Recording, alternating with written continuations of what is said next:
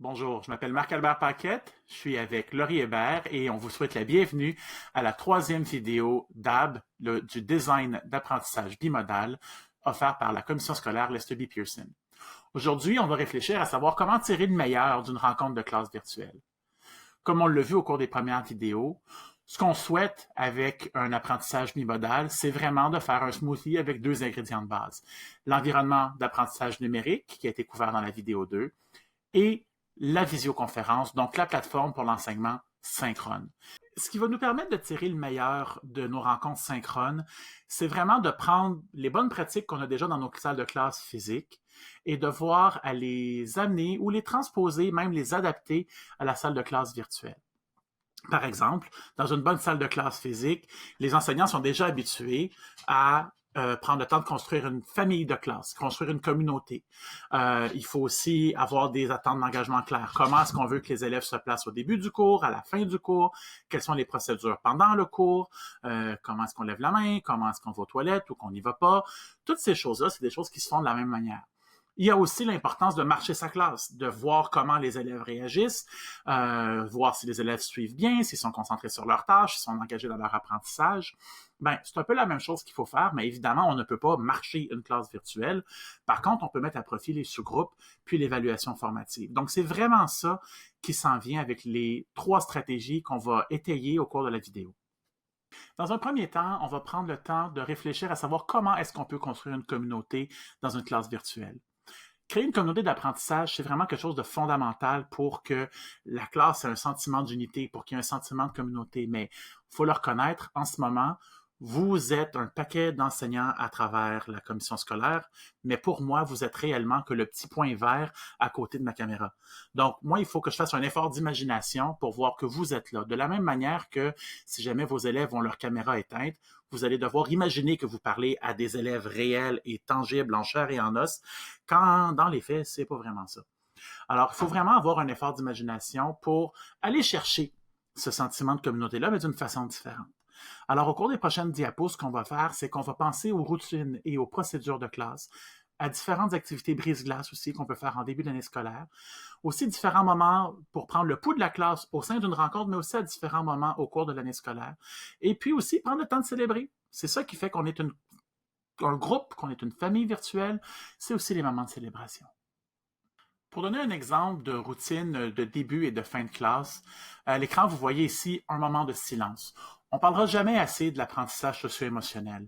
Avant le début de votre cours synchrone, on n'a aucune idée de là où nos élèves étaient. Peut-être qu'ils étaient dans une dispute avec leur fratrie, peut-être qu'il y avait une bonne nouvelle, une mauvaise nouvelle, peut-être qu'ils étaient en train de faire du sport, peut-être qu'ils étaient en train de courir, on ne sait pas. Alors, de leur proposer que de prendre un moment de silence, un moment juste pour ramener leurs idées, ramener leurs pensées, se préparer à se mettre en mode de classe, peut être une bonne idée. Et vous pouvez utiliser cette diapo à votre convenance également. De la même manière, en fin de classe, bien, on veut conclure sur une note positive. Donc ici, on peut inviter les élèves à remercier quelqu'un de la classe pour une chose ou l'autre. Ici, par exemple, merci Josie de m'avoir demandé comment j'allais aujourd'hui. Ça peut être aussi simple que ça. Quand la classe commence, l'année est au début et très souvent, les élèves se connaissent peu ou pas et vous les connaissez certainement pas non plus. Une activité qu'on vous propose, parmi d'autres, ce serait de faire une intro à 6 mots. Donc, le concept est simple. L'élève, dans une présentation collaborative, a une diapo pour exprimer qui il est, qui elle est en 6 mots, en choisissant une image d'arrière-plan qui va être évocatrice. C'est très important aussi de faire des mises au point express. Donc, de prendre le pouls de notre classe. De la même manière qu'on marche notre salle de classe en temps normal, là, on ne peut pas marcher une salle de classe en tant que telle. Donc, si on veut savoir si l'élève est de bonne humeur, s'il est disponible à l'apprentissage, sur Pear Deck, par exemple, vous avez des tableaux comme celui affiché à l'écran où on peut demander à l'élève de dire, ben, comment ça va aujourd'hui? Est-ce que tu es disponible? Est-ce qu'il faut que j'ai une attention particulière pour toi aujourd'hui?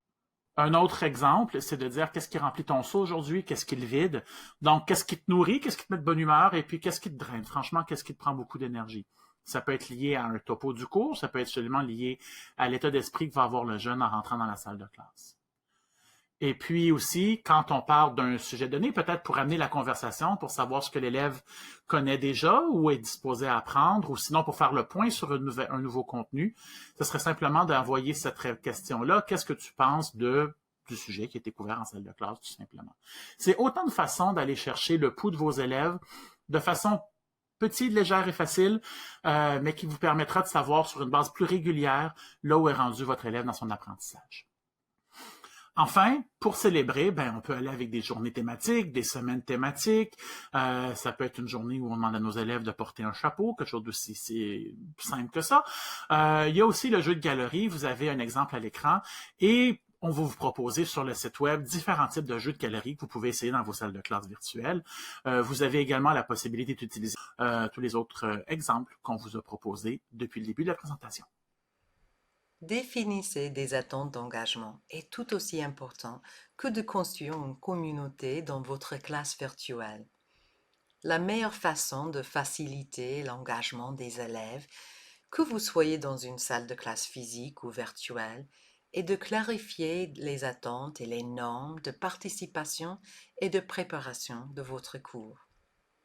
Je trouve également que les élèves ont tendance à répondre aux attentes, voire à les dépasser lorsqu'ils comprennent les normes et l'objectif qu'elles servent. Alors, lorsque vous concevez des tâches asynchrones, comme des devoirs, vos élèves auront plus de chances de terminer leur travail et être prêts pour votre classe virtuelle s'ils comprennent comment ces tâches et activités répondent à leurs besoins d'apprentissage, ainsi que les objectifs pour tirer le meilleur du temps passé ensemble en classe virtuelle. D'après mon expérience, si vous ne définissez pas d'attentes et de normes claires, les élèves ont tendance à se présenter uniquement pour une note de participation et finissent par faire le strict minimum. D'un autre côté, si vous définissez des attentes claires dès le début, vous trouverez que les élèves sont mieux à même d'être présents et de contribuer à une cohorte d'apprentissage engagée dans le cours. Clarifier les attentes de préparation et de participation est un moyen efficace de rappeler aux élèves la valeur de l'apprentissage tout au long de la vie et de la participation active à la vie. Ainsi, quelles que soient les matières que vous leur enseignez, aidez vos élèves à s'entraîner pour se préparer activement et participer à une classe virtuelle les rendra plus forts dans tous les domaines, personnels, académiques et professionnels à l'avenir. Les rubriques sont très utiles pour clarifier les attentes. Cet exemple est le produit d'une collaboration entre des enseignants qui avaient besoin de se faire une tête pour expliquer un continuum d'engagement à leurs élèves. Comme vous pouvez le voir, nous avons 3 catégories d'engagement des élèves: étincelants, en croissance et en difficulté. Cette rubrique aide les enseignants et les élèves à comprendre les actions qui correspondent à chaque catégorie. Il est également important de noter que les élèves moins bavards peuvent contribuer via le chat, la discussion en ligne ou l'envoi de courriels. Cette rubrique est destinée à servir de point de départ dont les enseignants peuvent s'inspirer et s'adapter à leurs besoins. Voici une liste de vérifications inspirée de la rubrique originale. Elle est idéale pour donner une rétroaction efficace aux élèves, mais aussi pour permettre aux élèves de s'auto-évaluer. Voici l'exemple d'une collègue qui a élaboré 2 listes de vérification différentes. Une pour la présence en ligne et l'autre pour l'engagement d'une classe virtuelle. Elle utilise ces listes pour évaluer l'engagement des élèves et pour les amener à réfléchir sur leur niveau d'engagement dès le début. Voici un autre exemple qui montre comment un collègue a adapté la rubrique pour travailler dans son cours. Comme vous pouvez le voir, il existe de nombreuses façons de créer un système qui marchera pour vous et qui vous aidera à vous assurer que vos élèves comprennent bien vos attentes de préparation et de participation. Une autre façon de tirer le meilleur du temps de la classe virtuelle est d'utiliser l'évaluation formative et le travail en sous-groupe. Les vérifications numériques de la compréhension vous permettent de poser une question et d'entendre tous vos élèves en même temps. Vous pouvez les consulter sur le rythme de la leçon, vous pouvez donner un petit quiz, vous pouvez les solliciter pour connaître leurs opinions. Le chat fonctionne bien pour les questions simples ou vous pouvez utiliser des sondages avec Google Forms ou des outils comme Poll Everywhere, Padlet ou une présentation interactive avec Pear Deck.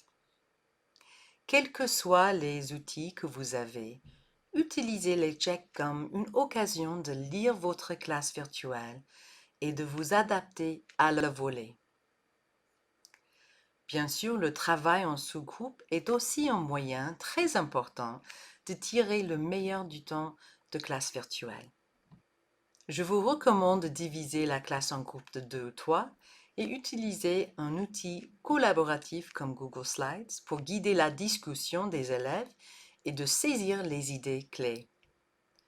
Vous pouvez créer une diapo pour chaque salle de sous-groupe et demander aux élèves de se rendre à la diapo qui correspond à leur numéro de sous-groupe. Ensuite, ils suivent les instructions et écrivent des notes sur leur diapo.